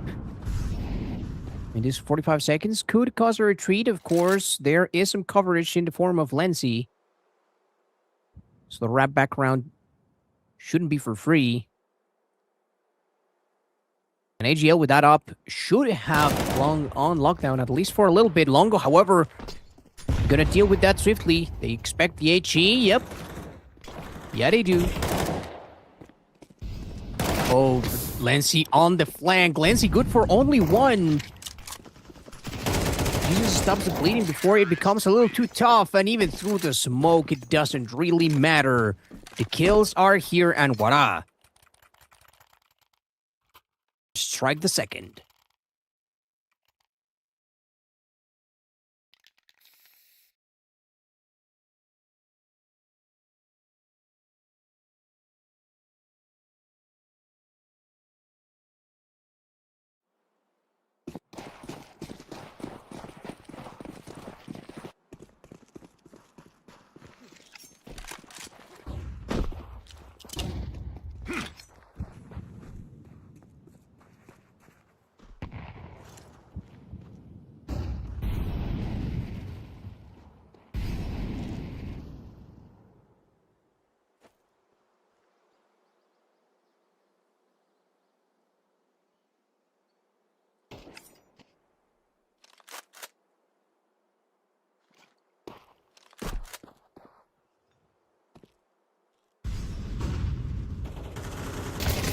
Round here for Procyon. Oh, yo! I thought for a second Tenu was also going to meet an end there. Finally, Pav gets put to rest, but not before causing all sorts of havoc.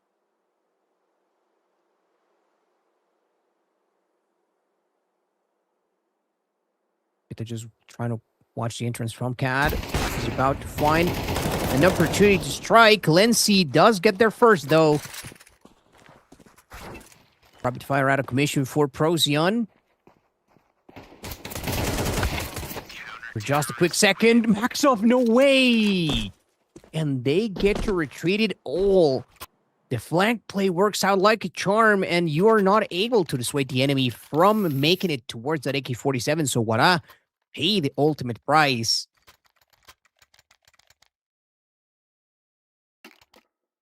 And this is the back and forth map that I was expecting to see for Decider. Voila trying to bounce back with a vengeance, but Procyon, they are not backing down.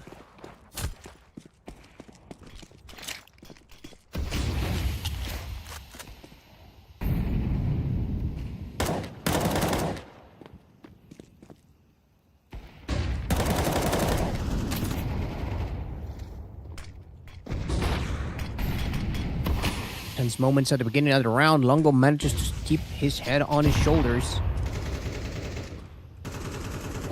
Maxov doesn't quite see anybody over by mid. AGL, however, he'll get to spot them. Scoped up means that he's activated. Possibility towards B to the tunnels could still be, or maybe a long rotation. There's more than enough time. They don't have to risk it. Still try to show support towards their player by short, but Longo is long gone. As he will be tested again. This time he doesn't pass with honors as last time. Times of the essence now. GUARA with a difficult decision ahead of them. Seems like it's been made for them as Maxov is gonna cut away at their numbers.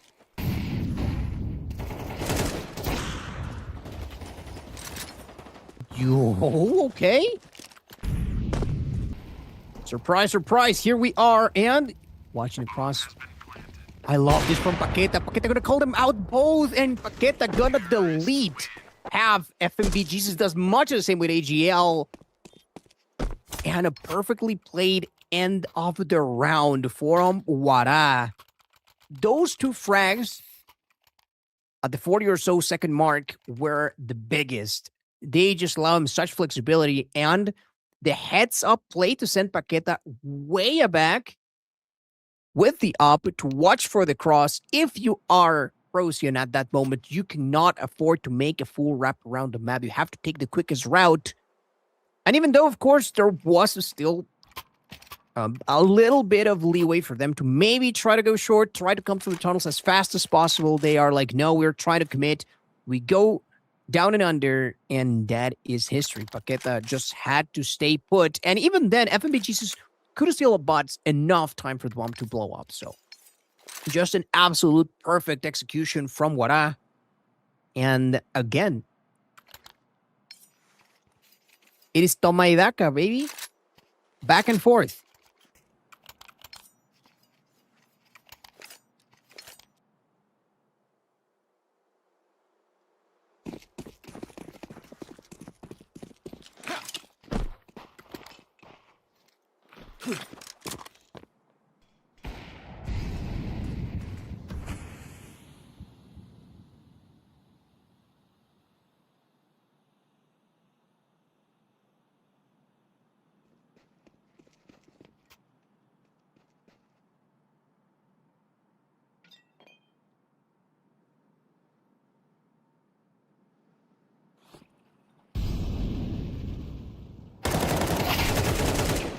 Total approach about to get tricky. Tenu, however, prevails as next and Lency kissed around goodbye. The approach to be coming from the other side of the doors here by B, the window not to be occupied. Bomb has been planted. They just simply don't have the numbers, and the economy does not exactly favor Procyon, so they will elect to retreat. They cannot press W. They have to go back.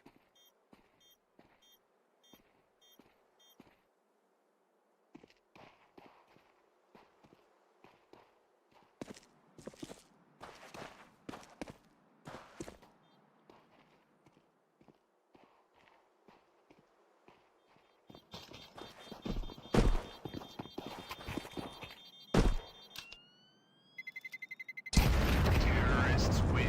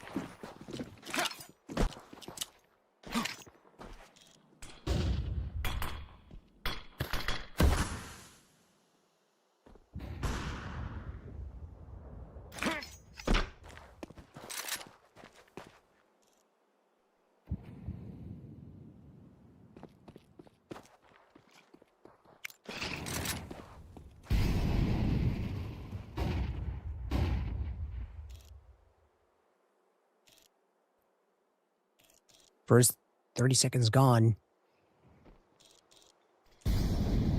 Molly gonna be good to make Procyon retreat. Bungo, as always, gonna be leading the charge. Nesk right there with him. Has to watch for the low angle as Maxov still lurking about to the other side of the mid doors.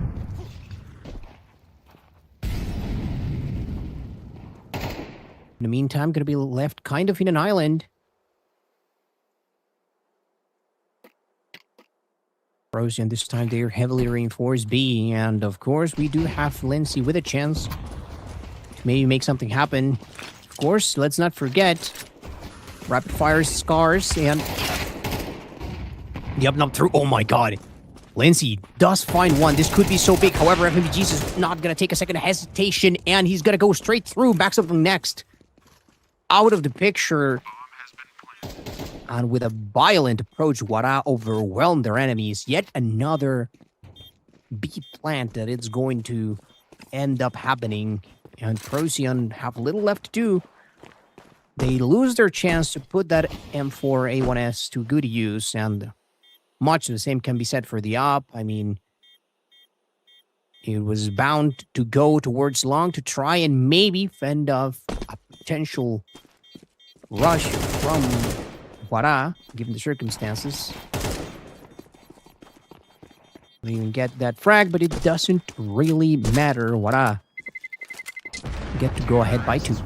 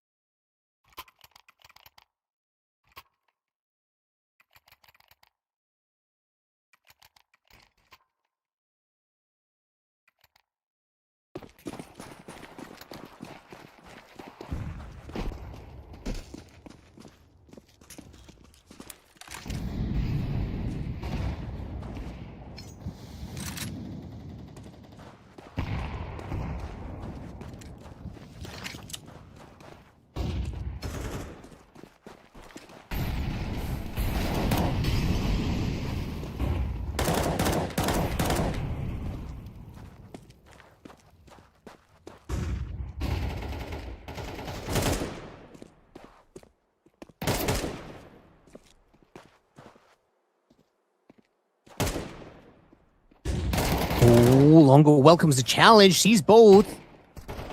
Not enough damage though, and he's about to get cleaned up. Nesk in the meantime, getting quite busy himself. Paqueta also got a denied the rotation through. The CTs continue to fall. However, the line has not been breached.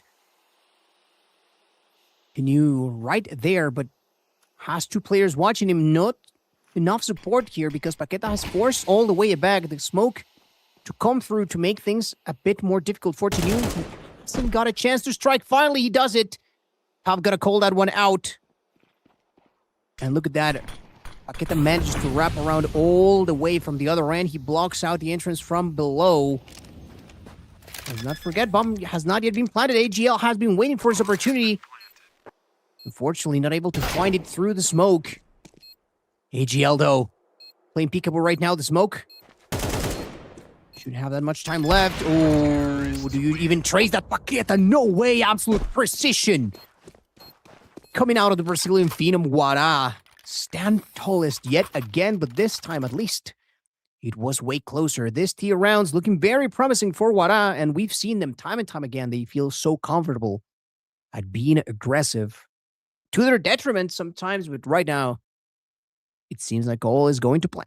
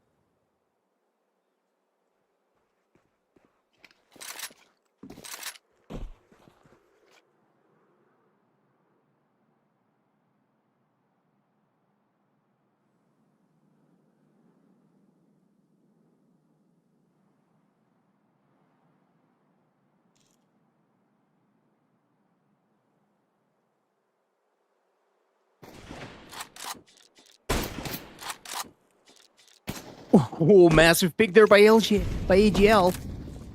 Again, the scout can definitely put in the work over here to finally demolish all the trick. The entrance is not yet free. You do have somebody watching. Oh, that was almost perfect timing in the favor of Procyon. Maxo still holding down the fort with this M4A1S. And he will get at least one. Next decides to swing at a perfect moment. Managing to retreat that AK-47. Procyon finally get a break.